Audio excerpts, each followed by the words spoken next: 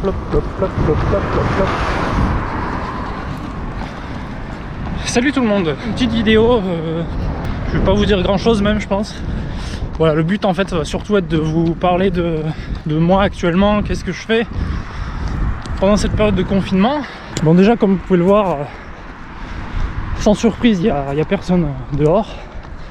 Alors étonnamment je viens de croiser un coureur, j'en vois un autre qui arrive devant moi. Donc quand c'est comme ça on essaye de se croiser mais en respectant les distances bien sûr. Ça c'est la priorité absolue, c'est que vous pouvez débattre autant que vous voulez, c'est autorisé en tout cas d'aller courir. Perso je vous avais dit dans la dernière vidéo de course à pied que j'abandonnais le plan plus ou moins, hein. Ça m'empêche pas d'aller courir un petit peu quand même. L'important c'est de respecter les règles qui sont donc de maintenir largement 1 mètre de distance avec les gens qu'on croise, de pas les toucher, de rien faire bien sûr, enfin voilà, d'éviter tout contact.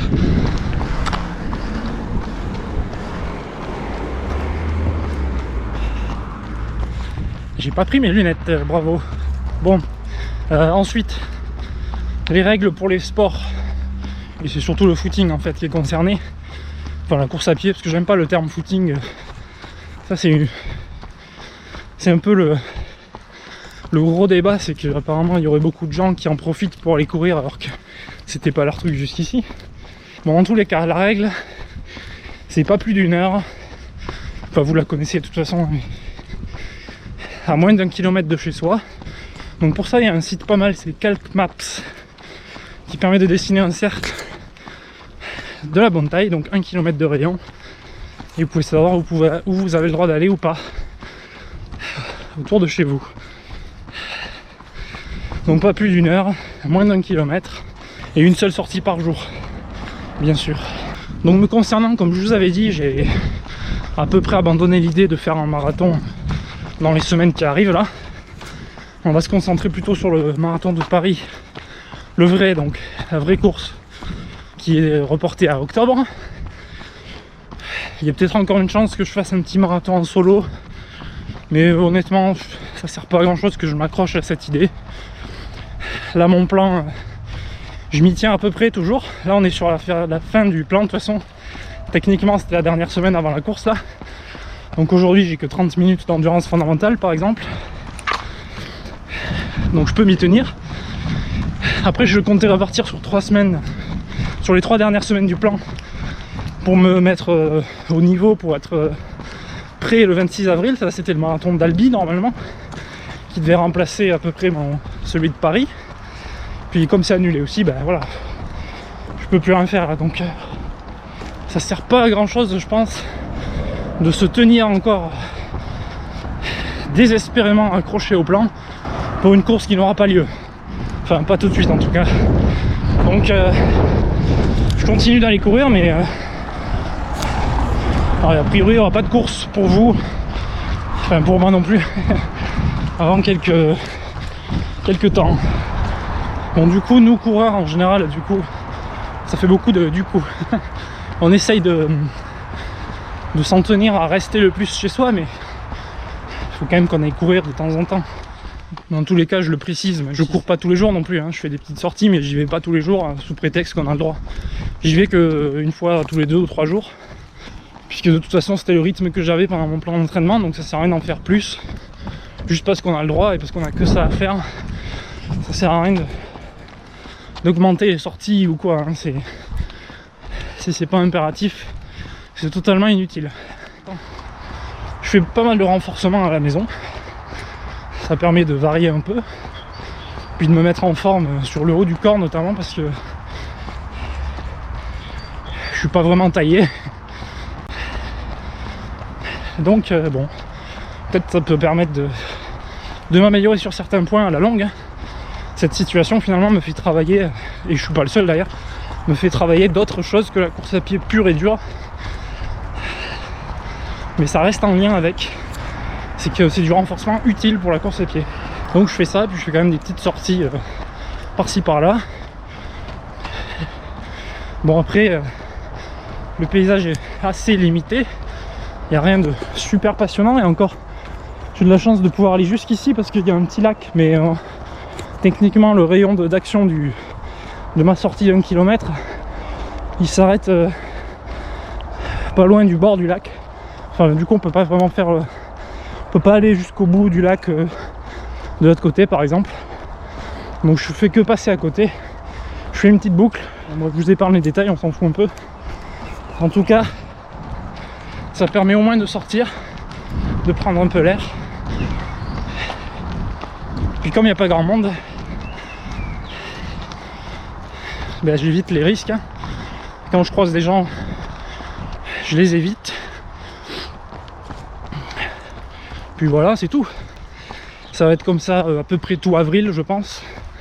Je vous fais pas de vidéo à la maison parce que je suis pas extrêmement bon en musculation, en renforcement. Donc ça ne sert pas à grand chose.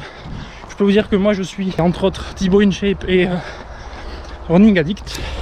Donc voilà, du contenu, enfin il y en a chez d'autres, hein, mais c'est le contenu que moi je regarde pour essayer de suivre des bons conseils à ce niveau-là pour du renforcement. Parce que mine de rien, le reste du corps, il n'y a pas que les pieds et les jambes, il y a tout le reste qui travaille en course à pied, notamment le tronc, les bras. Et il faut tout renforcer un peu, hein, les épaules, le dos. En fonction de ce qu'on fait, ça peut grandement aider à s'améliorer. Donc voilà, bon je fais ça, donc je suis pas non plus une bête de course à ce niveau-là. Mais bon, ça n'empêche pas de bien faire les choses, ou en tout cas d'essayer. Et voilà quoi, c'est l'occasion, puisqu'on a entre guillemets à peu près que ça à foutre. Bonjour, police. Puisqu'on a que ça à foutre, enfin à faire, pardon. Et ben, faut en profiter quoi. Je veux dire, c'est l'occasion de faire les trucs qu'on ne faisait pas, de s'occuper de son chez-soi, de faire du bricolage, des trucs. Et donc c'est valable aussi pour les sorties en course à pied. Si on peut les réduire au profit d'exercices différents, donc typiquement du renforcement, bah c'est pas plus mal aussi. Et en plus ça permet également de se reposer un peu. C'est un truc qu'on nous dit souvent mais qu'on n'écoute pas assez dans le milieu de la course à pied, surtout quand on débute. C'est le repos, et les sorties en endurance fondamentale aussi.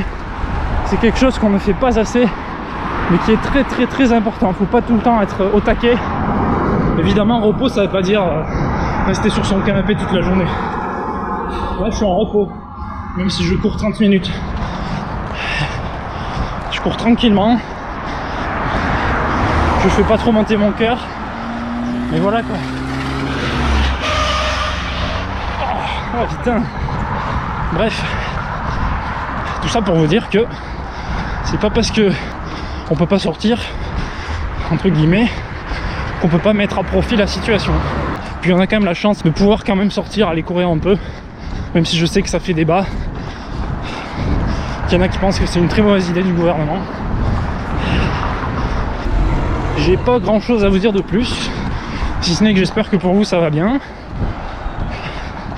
Et que du coup au niveau de la suite de mes vidéos, ben je vous en ferai pas beaucoup sur la course à pied, en tout cas dans les prochains jours.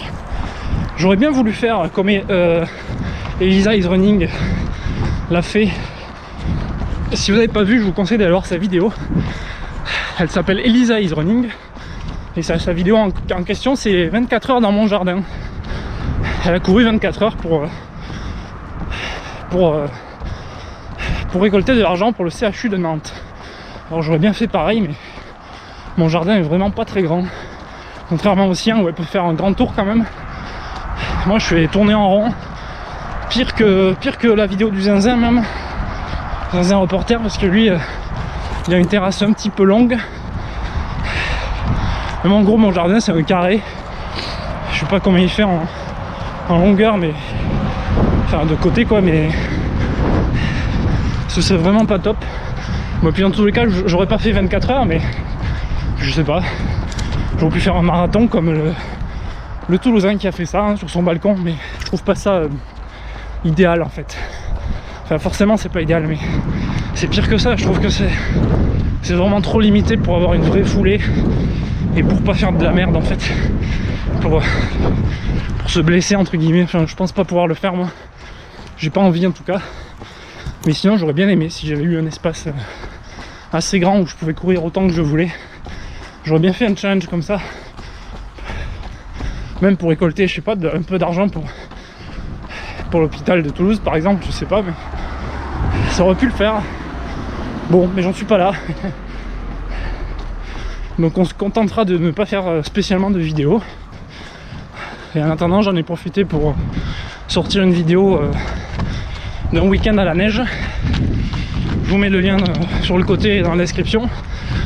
Et aussi d'un vol en avion qui était super beau. Pareil, je vous mets le lien si c'est déjà sorti. Puis voilà quoi. Bon, c'est à peu près tout pour aujourd'hui. Je vais pas vous faire beaucoup plus. Sinon c'est pas très passionnant je pense. Donc on va s'en tenir là. Courage dans cette période. Courage à tous. Quelle que soit votre situation.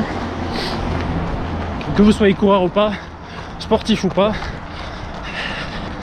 Et puis bon, on se dit à très bientôt hein, pour de futures vidéos. Allez, ciao!